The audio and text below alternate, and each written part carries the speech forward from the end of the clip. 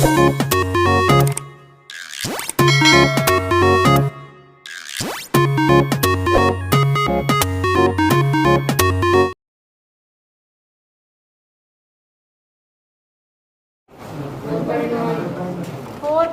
का question number,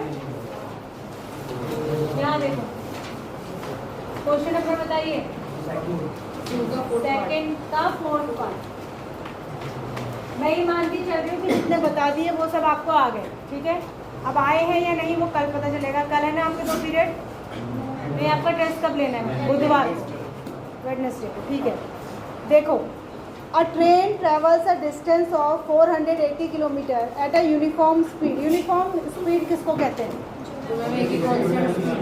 very good, constant speed को ही uniform speed कहते हैं। जैसे मान लिया मैं अपने घर से यहाँ के लिए निकली और पूरे रास्ते मैंने कार 50 पर ही ड्राइव करी, 50 किलोमीटर पर आवर पर, ठीक है, एक ही स्पीड रखी, तो वो हो गई कांस्टेंट स्पीड। लेकिन आधे रास्ते तक मैं कहीं पर 30 की स्पीड से आई, कहीं 40 की, कहीं 50 की, तो वो कांस्टेंट स्पीड नहीं कहलाती, ठीक है। तो ये कह रहा है कि जो ट्रेन है वो कांस्टेंट स्पीड से चल रही है, ठीक है, यूनिफॉर्म स्पीड से। If the speed had been 8 kilometer per hour less than it would have taken 3 hours more to cover the same distance.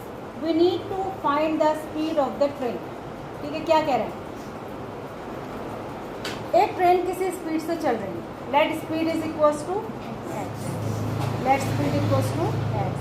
कितना डिस्टेंस कवर कर रही है? 480 किलोमीटर। कितना कर रही है? 480 किलोमीटर।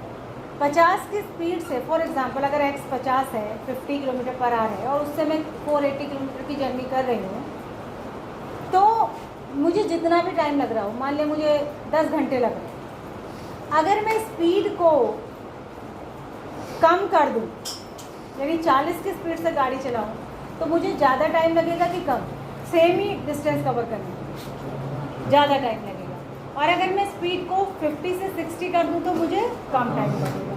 तो यही ये कह रहा है कि अगर स्पीड को 8 किलोमीटर पर आवर कम कर दिया जाए, मान लिया पहले 50 की स्पीड से चल रही थी, अब अगर 8 किलोमीटर पर आवर कम कर दिया, यानी कि अब अगर 42 की स्पीड से चल रही है, तो उस ट्रेन को 3 घंटे ज़्यादा लग रहे हैं उसी डिस्टेंस को कवर करने के लिए, ठीक है।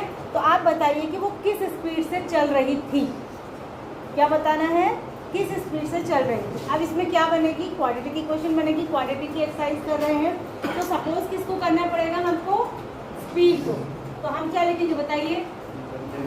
Let speed equals to speed of the train equals to X. Distance covered कितना है? क्या 480 किलोमीटर। तो टाइम टेकन कितना हो जाएगा? एक फॉर्मूला होता है फिजिक्स का, क्या होता है? Speed equals to distance upon time. तो यहाँ से टाइम इक्वल्स टू क्या हो जाएगा? डिस्टेंस अपॉन होगा ना? अरे भाई, टाइम को इधर लाएंगे, टाइम निकाल रहे तो स्पीड को नीचे ले जाएंगे, है ना। तो यहाँ पर क्या हो जाएगा? टाइम टेकन बताइए, डिस्टेंस अपॉन स्पीड, ठीक है। ठीक है, यहाँ तक समझ आ गया। अब if speed is 8 kilometer per hour less, ठीक है, तो it is equal to then speed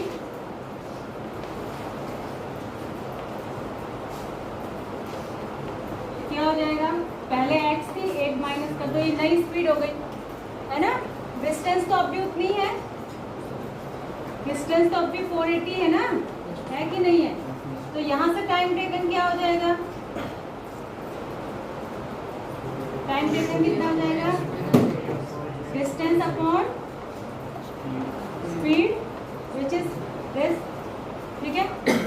अब अकॉर्डिंग टू द क्वेश्चन ये कह रहा है कि जो अगर आप इसको टाइम टेकन, सेकंड वाले टाइम टेकन को T2 कह दीजिए और फर्स्ट वाले टाइम टेकन को T1 कह दीजिए। पहले बारी में जितना टाइम लगा अगर उसको हम T1 से दिखा रहे हैं, क्या हुआ? इसको क्या हो रहा है? रो रही हो? पहले वाली स्पीड को अगर T1 कहेंगे और दूसरी को T2 कहेंगे तो ये कह रहा है कि दूसरी बार में जितना टाइम लग रहा है, क्या बोला इसने, it would have taken 3 hours मोर। तो दूसरी बार में हमने स्पीड कम कर दी है तो टाइम 3 घंटे ज़्यादा लग रहा है, यानी जो T2 है ना वो T1 से 3 घंटे ज़्यादा है ना। अब T2 है कितना, 480 अपॉन x माइनस 8 और T1 कितना है 480 अपॉन x और प्लस ठीक है। अब क्या करेंगे, इसको इस तरफ लाएंगे, 480 अपॉन x माइनस 3, ठीक है, minus 1 upon x equal to 3, ठीक है। अब इसका एलसीएम लेंगे आप, एलसीएम कैसे लेंगे बताइए जरा। अच्छा 480 कहाँ गया, 480 थोड़ा सा कॉमन ले लेते हैं यहाँ से, थोड़ा आसान हो जाएगा। यहाँ बचेगा 1 अपॉन एक्स माइनस 3, यहाँ बचेगा 1 माइनस एक्स और माइनस 3 हो सकता है, 3 हो जाएगा 480, यहाँ क्या हो जाएगा, एलसीएम आएगा x इंटू एक्स माइनस 3, ये इधर जाएगा ये इधर, x माइनस एक्स प्लस 3 हो जाएगा, ये इधर इस माइनस से माइनस प्लस हो जाएगा तो ये कट जाएगा, ठीक है। देख लेना कहीं में हो सकता है मिस्टेक भी हो जाए, प्लस माइनस 480 इंटू 3, ठीक है, upon x into x minus 3 is equal to 3, यही हुआ ना। अरे देखते चलो, ठीक है, देखते चलो, ये कट जाएगा इससे। अब क्या बचेगा 480, कहाँ पर लिखें,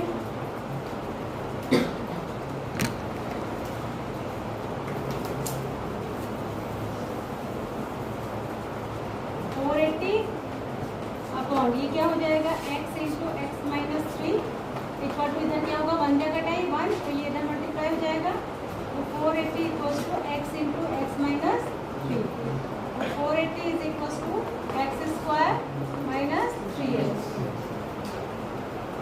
ठीक है। तो सबको एक ही साइड ले जाइए, x square minus 3x minus 480 equal to 0। This is the quadratic equation जिसकी आपको जरूरत थी। अब इसको आप फैक्टराइज करेंगे और वैल्यू किसकी निकालेंगे, x की। x की जो वैल्यू आएगी वही स्पीड है, x स्पीड तो लिखी हमने। करिए जरा 480 के ऐसे दो टुकड़े जिसको प्लस माइनस करके आपको 3 मिल जाए। फैक्टराइज करिए 480 को, करिए 2 से शुरू करेगा,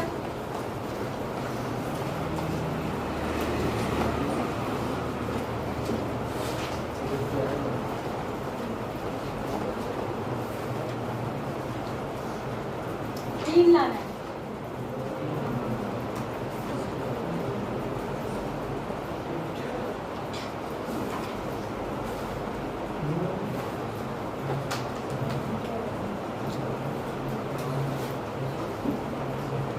आना चाहिए।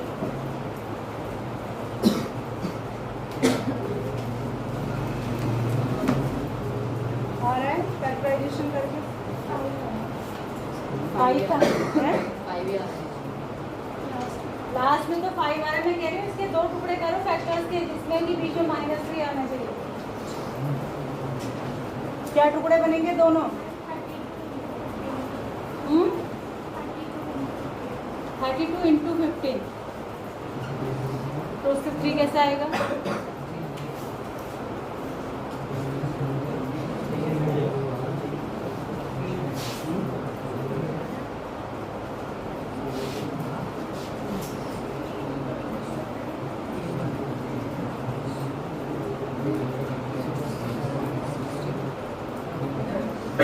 यही बन रहे फैक्टर।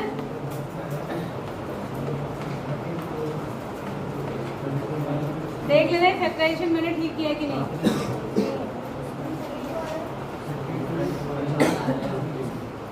दो हिस्सों में डिवाइड करो इसको। कहीं क्वेश्चन कहीं पे गलत तो नहीं हो रहा था, कैलकुलेशन कहीं गलत तो नहीं हो, 8 था हमने 3 लिखा। कहाँ, हाँ बता रही, सारी रामायण खत्म हो गई, बता रही। x माइनस 8 था, तभी तो मैं कहूँ हो क्यों नहीं रहा, 8 था, तो फिर ये कटेगा ही नहीं। अरे यार पहले क्यों नहीं बोला। यहाँ देखो x माइनस 8 था, यहाँ देखिए बोलो नहीं। देखो ऐसी गलती एग्जाम में भी होती है जल्दबाजी में। ये 8 था, ये था, तो यहाँ से x इंटू एक्स माइनस 8 ऐसे आ जाएगा, इधर जाएगा x और इधर आएगा माइनस एक्स प्लस 8, ये कटेगा ही कहाँ, 480 हो जाएगा, ये कट जाएगा 480 इंटू 8 अपॉन ये हो जाएगा x square minus 8x equal to 3, तो ये उधर जाएगा कितना, इसको मल्टीप्लाई करें और बड़ा हो गया,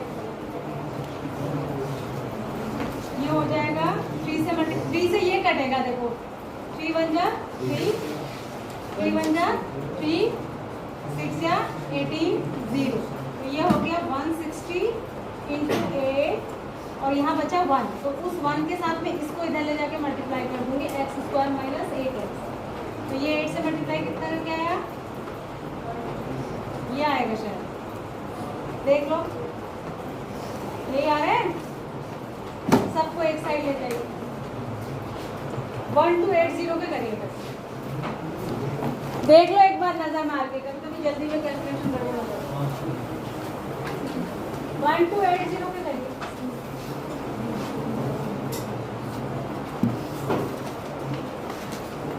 देख लेना मैंने मल्टीप्लाई ठीक कराया कि नहीं कराया, 160 को 8 से,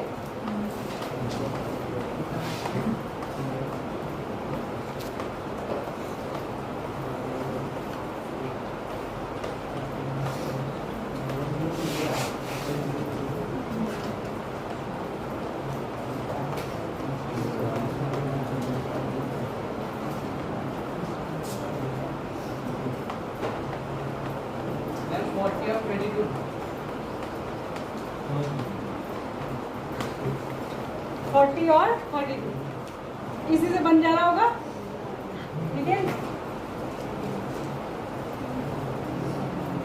यहाँ तक ये 32 बनेगा, कम लिख दिया क्या मैंने, अच्छा 8 है, तो ये 1 2 3 4 5 6 7 8, क्या गलती करी मैंने, कहाँ पर,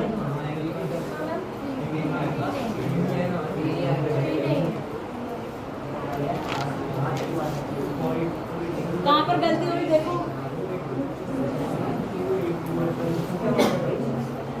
40 और 32 आ रहा है, हाँ ठीक है, 40 और 30, ये फैक्टर देख लें, मैंने कहीं तो गड़बड़ कर दी होती, सही है, चलो ठीक है, तो अब इसको सॉल्व कर लेते हैं, एक्स स्क्वायर माइनस यहाँ लिखेंगे 40x, अब देखो ये ध्यान देना है कि ये माइनस में बनना चाहिए और ये भी माइनस में बनना चाहिए, तो क्या करेंगे, इसको माइनस में लाने के लिए बड़े नंबर को माइनस में और छोटे को प्लस में, ठीक है, और ये है 1280 इक्वल टू 0, इन दोनों में से कॉमन, इन दोनों से यहाँ से x कॉमन आएगा, x माइनस 40, यहाँ से प्लस 32 कॉमन आएगा, x माइनस 40 इक्वल टू 0, ठीक है, यहाँ से पूरा ब्रैकेट कॉमन ले लेंगे, तो यहाँ से बचेगा x, यहाँ से बचेगा प्लस 32 इक्वल टू 0, जब इसको 0 रखेंगे तो यहाँ से x इक्वल टू माइनस 32 आ जाएगा, जो कि इनवैलिड स्पीड है, स्पीड नेगेटिव नहीं हो सकती, तो आप क्या लेंगे x माइनस 40 इक्वल टू 0, यानी कि x इक्वल टू 40, तो ये ट्रेन की स्पीड थी आपकी 40, ट्रेन की स्पीड क्या थी 40। आप देखो इसको चेक करिए, कितनी किलोमीटर डिस्टेंस चली थी आपने, 480, 40 से डिवाइड करो, 12 घंटे लग रहे थे पहले, अब उसने कहा कि आपने स्पीड को 8 घंटे कम कर दिया है ना, तो 8 घंटे कम कर दिया तो कितना कितना कर दिया 32, आप देखो कितने घंटे लग रहे हैं,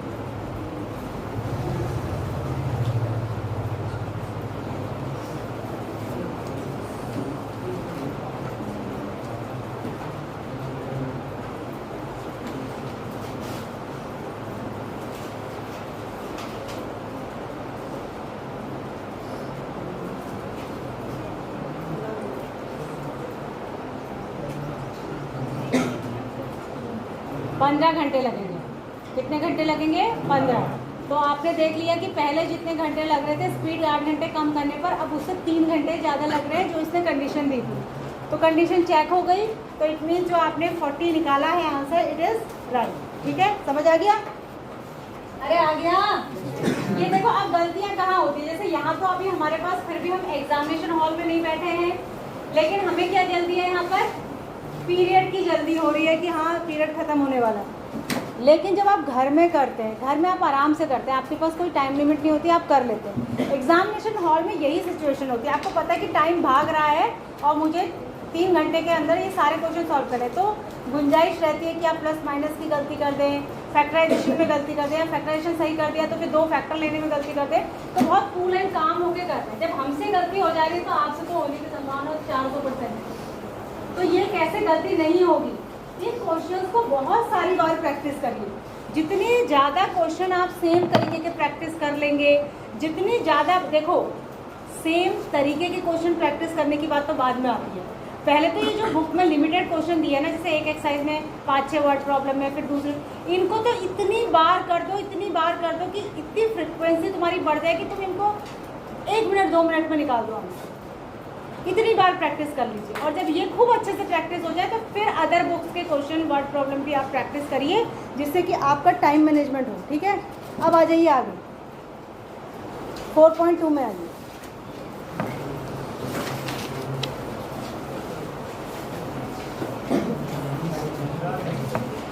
देखो, इससे पहले जो टॉपिक दिया है उसका नाम है solution of the quadratic equation. Solution किसको कहते हैं? फैक्टर्स को ही कहते हैं। किसको कहते हैं? फैक्टर्स, सॉल्यूशंस, जीरोस, ये एक ही चीज़ के नाम है। ठीक है, थोड़ा सा अंतर है इसमें। जैसे खाली फैक्टर कहेगा तो आपको क्वाड्रेटिक इक्वेशन में इक्वेशन को 2 टुकड़ों में तोड़ देना। जैसे अभी एक इक्वेशन थी, उसमें 2 फैक्टर आए थे, x - 40 और x + 32। ये क्या हुए? इनको फैक्टर्स कहते हैं। क्या कहते हैं इनको? फैक्टर। अब इनको जो, अगर मैं हर एक को 0 के बराबर रख के जो ये वैल्यू निकाल रही हूँ, ये और एक x = -32, इनको कहते हैं जीरोस, और इन्हीं को सोल्यूशन भी कहते हैं। समझ में आ गई बात? तो फैक्टर, जीरो, सोल्यूशन लगभग एक जैसी ही बात है। तो अब ये क्या कह रहे हैं? Find the roots of the following quadratic equation. Roots भी इन्हीं को कहते हैं, इन्हीं को रूट्स कहते हैं, या इन्हीं को रूट्स कहते हैं, एक ही बात है। ठीक है, समझ में आ गया? यानी रूट्स निकालने के लिए भी आपको क्या करना है? इक्वेशन को फैक्टराइज ही करना है। पहले इक्वेशन है x² - 3x - 10 = 0। लिखिए x² - 3x - 10 = 0। मैं बोर्ड पे कर रही हूँ, इतनी देर में आप कॉपी पे करिए, उतारना नहीं है। x² - 3x - 10 = 0। आसान सी इक्वेशन है, करिए जरा। x² - 3x - 10 = 0। 10 के 2 ऐसे टुकड़े करिए जिनसे -3 आ जाए प्लस माइनस करके। 10 के तो बहुत आसान है,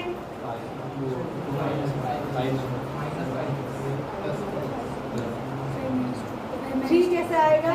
5 और 2 से। ठीक है, तो 5 × 2 10 होता है। ठीक है, और 5 - 2 3 होता है। ये तो हो गया, लेकिन हमको लाना है माइनस का 10 और ये भी माइनस का होना चाहिए, तो दोनों में से एक माइनस होना चाहिए। आप किसको माइनस लें? 5 को, क्योंकि 5 को माइनस और 2 को प्लस लेंगे तब यहाँ पे -3 आएगा और मल्टीप्लाई करके माइनस का 10। यही गलती होती है, बार बार मैंने आपको बताया है। तो इसको कर लीजिए फैक्टराइज, हो जाएगा x² - 5x + 2x - 10 = 0। x common ले लीजिए, x - 5, यहाँ से 2 कॉमन ले लीजिए, x - 5 = बोलिए नहीं। अब x - 5 पूरा कॉमन ले लीजिए, x + 2 = 0। तो ये 2 इसके फैक्टर आ गए। x - 5 = 0 रखेंगे तो x = 5 आ जाएगा। x + 2 = 0 रखेंगे तो x = -2 आ जाएगा। हो गया? ये जो मैंने निकाले ये क्या है? ये जीरोस है सॉल्यूशन। आपसे उसने रूट्स निकालने को कहा है, तो एग्जाम में रूट्स निकालने को आएगा तो आप यहीं तक करके आएंगे। ठीक है, अगर एग्जाम में कहेगा रूट्स निकालिए तो आप बस 2 फैक्टर ही निकालेंगे। रूट्स का मतलब फैक्टर ही हुआ, नहीं सॉरी, रूट्स का मतलब x की वैल्यू हुआ, फैक्टर्स का मतलब पार्ट हुआ। ठीक है, मतलब ये निकालेंगे, सॉल्यूशन निकालेंगे। रूट्स के लिए क्या निकालेंगे? सॉल्यूशन। 0 के बराबर रख के। कौन बोल रहा है? फिर से कंफ्यूज नहीं होइए, मैंने सेंटेंस गलत बोला अभी। रूट्स का मतलब, सॉल्यूशन का मतलब एक ही। अगर रूट्स कहेगा तो आप x की वैल्यूज़ निकाल के आएंगे 2, ठीक है। रूट्स वही होता है जिसको रखने पे ये इक्वेशन 0 हो जाती है, तो उसी को जीरोज भी कहते हैं, उसी को रूट्स भी कहते हैं, उसी को सॉल्यूशन भी कहते हैं। फैक्टर का मतलब जिससे रूट निकलते हैं या जिससे जीरोज निकलते हैं, जिनको 0 के बराबर रख के जीरोज निकलते हैं उनको कहते हैं फैक्टर्स, ठीक है। समझ में आया? यानी कि रूट्स निकालने के लिए या सोल्यूशन निकालने के लिए या जीरोज निकालने के लिए भी फैक्टर्स करने ही पड़ते हैं, उसी को 0 के बराबर रख के फिर रूट्स निकालते हैं। समझ में आया? अब ये देखो, इसमें 1 2 3 4 और हैं। आप बताइए इसमें से आप कौन सा पूछना चाहते हैं, क्योंकि कुछ तो आप भी करेंगे।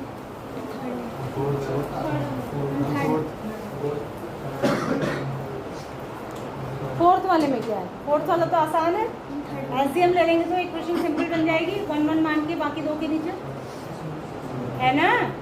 अरे बाकी 2 के नीचे 1 मान के एलसीएम लेंगे, एलसीएम 8 आ जाएगा, उसको सॉल्व करेंगे, 8 को उस साइड ले जाएंगे, 0 से मल्टीप्लाई होकर वो 0 हो जाएगा, तो बाकी इक्वेशन तो सिंपल ही बन जाएगी।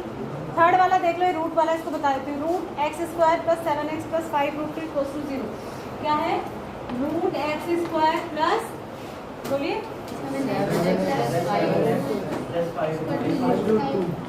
अभी देखने में डिफिकल्ट लग रहा है, आप करते क्या हैं? किसके फैक्टर करने होते हैं? इसके और इसके मल्टीप्लिकेशन करके जो आता है उसके।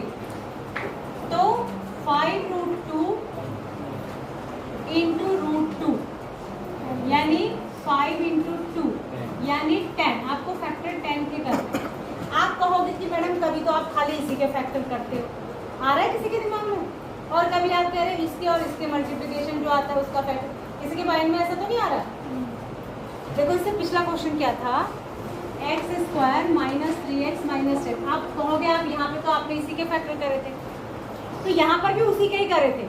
यहाँ पर इसका कोफिशिएंट 1 था ना, तो 1 से -10 मल्टीप्लाई होकर तो -10 ही होगा। तो जब यहाँ खाली x² है तब तो लास्ट वाले की कर देंगे, क्योंकि इसका कोफिशिएंट 1 ही है, तो 1 से मल्टीप्लाई होकर वही आएगा। लेकिन जब यहाँ पे कोई दूसरा नंबर है तो फिर मल्टीप्लाई करके तो कुछ और ही आ जाएगा।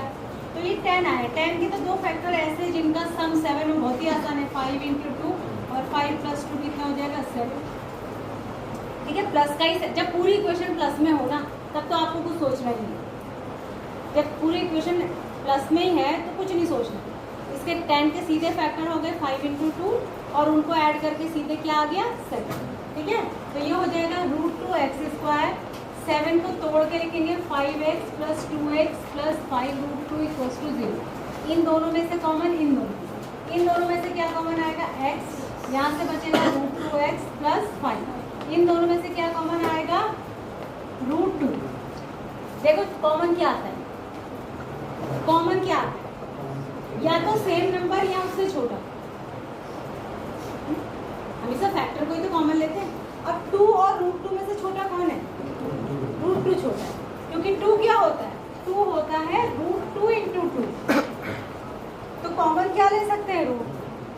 कॉमन क्या ले सकते हैं? √2, क्योंकि √2 को 2 बार मल्टीप्लाई करने से 2 बनता है। तो यहाँ से √2 कॉमन लेंगे तो यहाँ एक √2 बचेगा कि नहीं?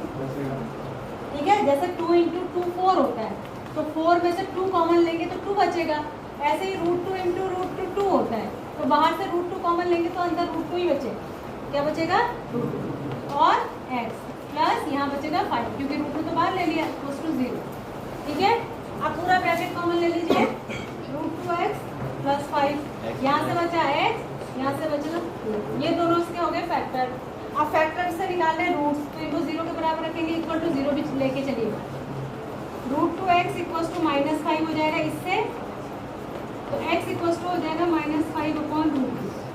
यहाँ से क्या आएगा? x + √2 = 0, यानी x = -√2। क्लियर है? क्लियर है? ऐसे करते हैं, ठीक है।